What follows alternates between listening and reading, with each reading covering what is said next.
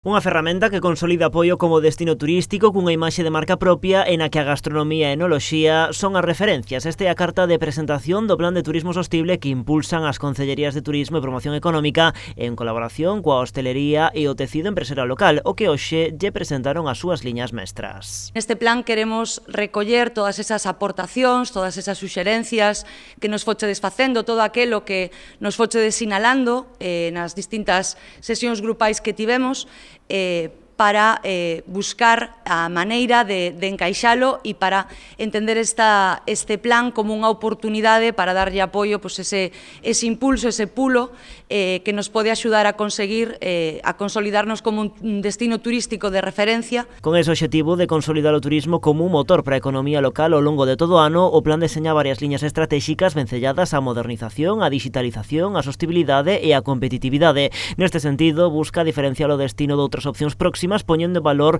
os recursos naturais, patrimoniais e, por suposto, os gastronómicos.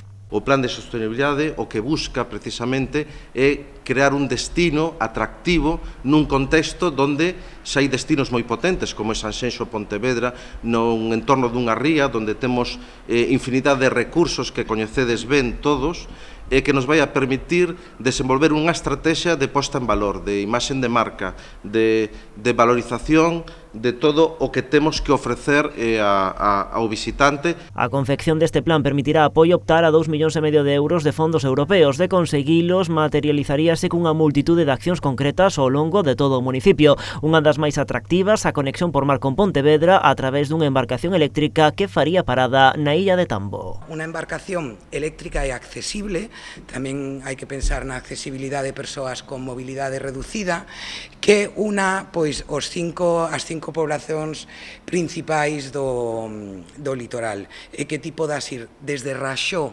ata Pontevedra en barco, ¿no?